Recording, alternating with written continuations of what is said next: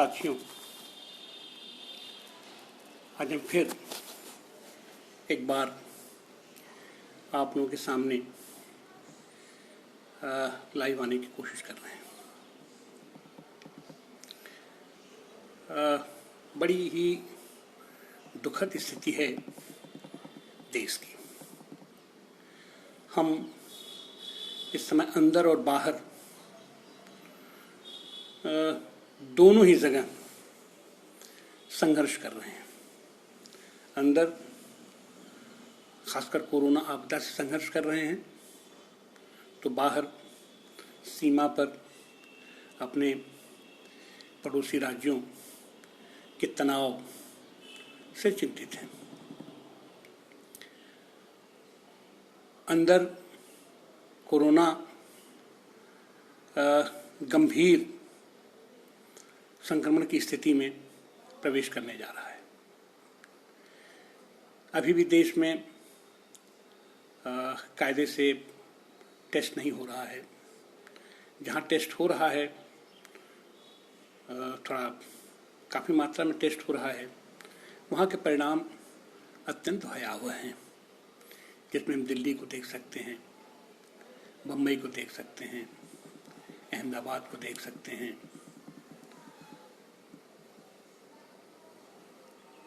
और उत्तर प्रदेश में भी जिस तरीके की चीज़ें आ रही हैं निकल के कि यहाँ भी टेस्ट कायदे से नहीं हो रहा है, सुविधाएं उस तरीके से मुहैया नहीं हो पा रही हैं। ये तो चिंता अपनी जगह बनी हुई है, लेकिन इसके साथ साथ जो चिंताजनक बात है कि हम अभी भी इस कोरोना की आपदा से लड़ने के लिए तैयार नहीं हैं। लड़ने के लिए बहुत मजबूत इरादा हमारे पास नहीं है।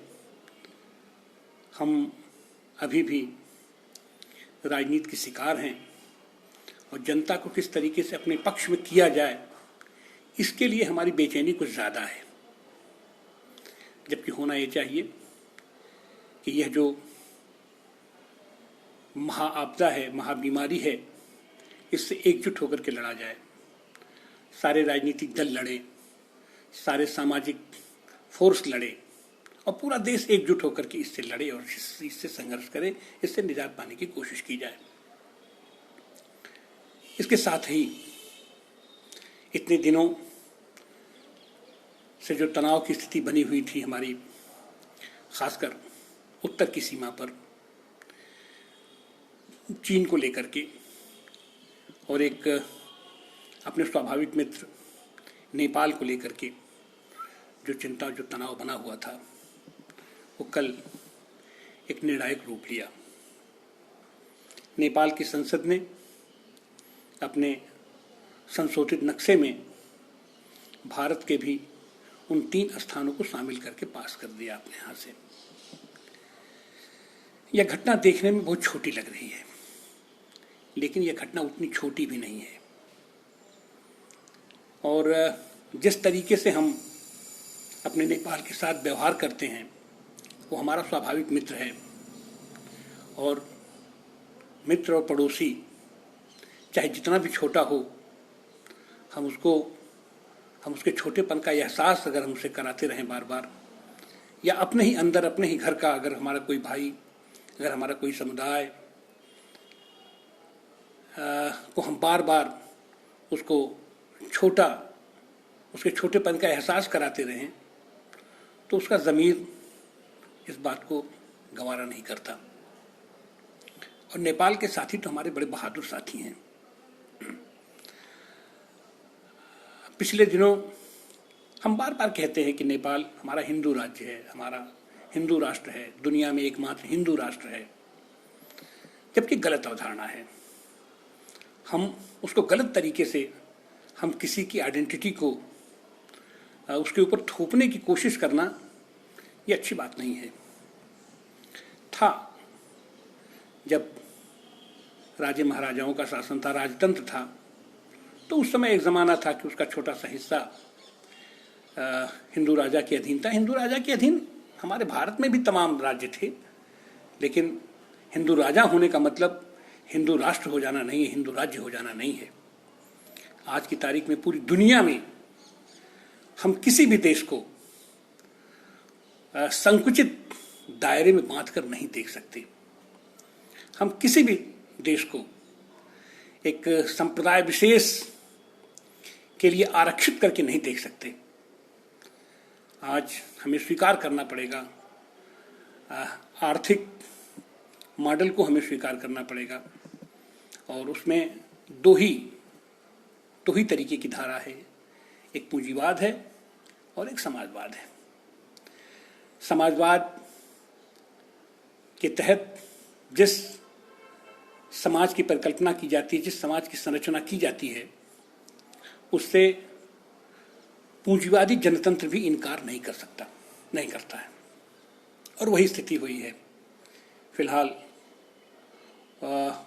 1990 के बाद, या यूँ कहें कि 21वीं सदी में जिस तरीके से नेपाल ने करवट लिया है, वहाँ सही मायने में जनतंत्र स्थापित हुआ है और उन्होंने अपने संविधान को नए तरीके से गढ़ा है इस बीच, और उन्होंने भी अपने यहाँ समाजवादी समाज को स्थान दिया है।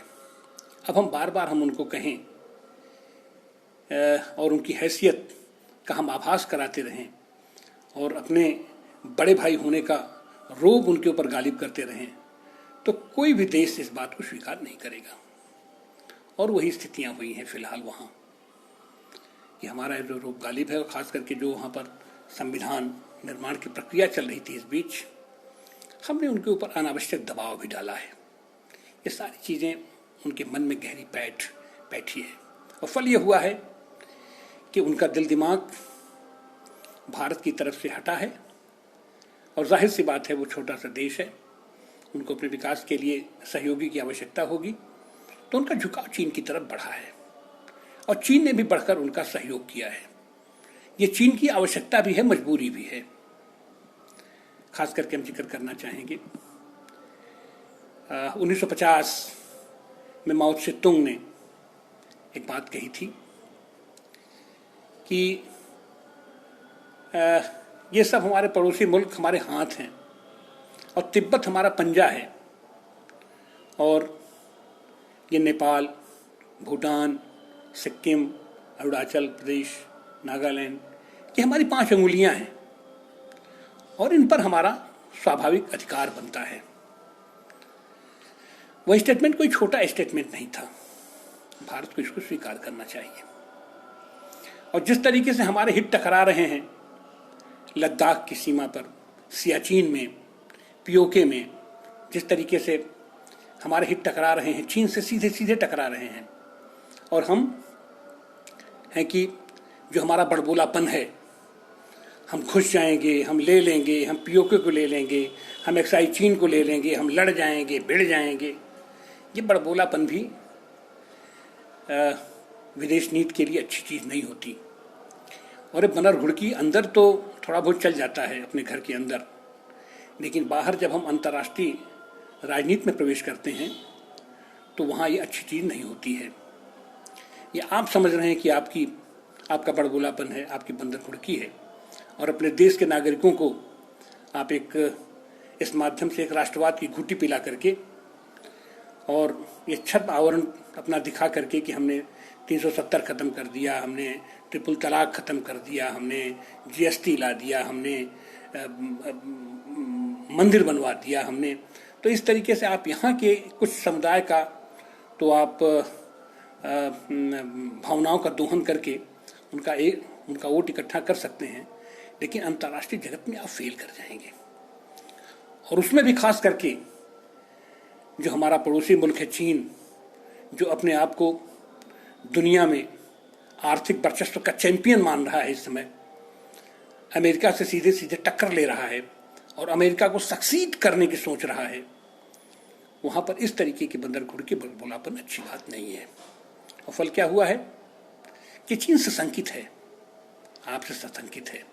हम बड़े देश हैं, इसमें कोई दो राय नहीं है, और बड़े देश से केवल इसलिए डरना चाहिए कि उसके पास हथियार है, वो लड़ जाएगा, भिड़ जाएगा। ये आज की तारीख में, ये दुनिया की राजनीति में या कहीं भी आज की तारीख में ये यथार्थ नहीं है, ये कोई डरने डराने की चीज़ नहीं है।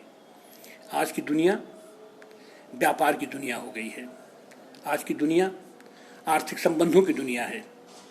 आज की दुनिया में कोई भी बड़ा देश अपना आर्थिक निवेश करना चाहता है, अपना माल वहाँ बेचना चाहता है, और उसके लिए भारत और ये पूरे दक्षिण एशिया का इतना बड़ा बाजार है, इसको चीन जैसा उदीयमान देश जो अपने आप को दुनिया का सिरमौर बनाने की तरफ बढ़ रहा हो, वो इतने बड़े बाजार को छोड़ नहीं सकता है।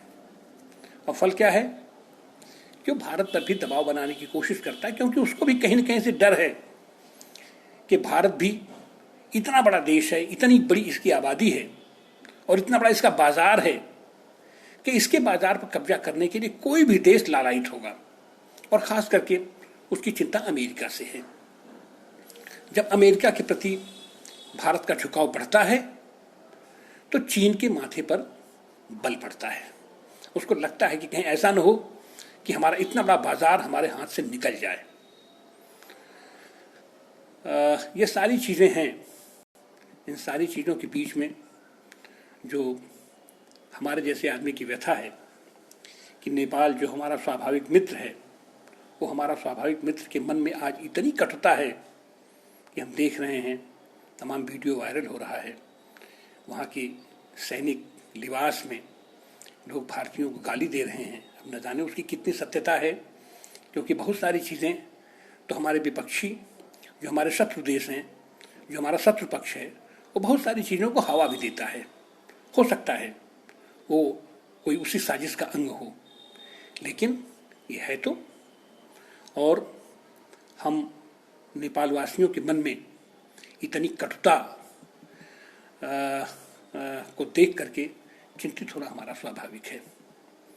और भारत की तरफ से इस पर कोई पहल नहीं हो रही है, हमारी तरफ से इस पर कोई पहल नहीं हो रही है। और अगर पहल हो रही है तो दिखाई क्यों नहीं पड़ रही है? आप अगर कोरोना आपदा से लड़ रहे हैं, 20 लाख हजार करोड़ रुपए अगर आप आपदा राहत कोष में दिए हैं देश में कोरोना से लड़ने के लिए,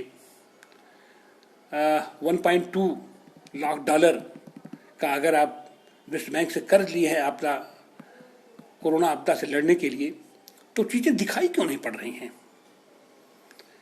और उसमें भी मन व्यथित होता है स्थानीय स्तर पर भी देख करके जो मनोविज्ञान बन रहा है, जो हमारे प्रवासी दूसरे प्रांतों से और विदेशों से आकर के हमारे गांव-गांव में बस गए हैं, और गांव में आज की तरीके से जो हमारी ग्रामीण समाज शास्त्र का जो अपराध शास्त्र विकसित हो रहा है, और उसमें हमारे सत्ता पक्ष का जो रोल है, जो भूमिका बन रही है, वह भी चिंतित करने वाली है।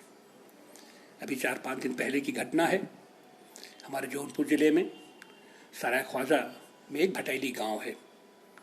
भटैली गांव में एक छोटी सी घटना हुई।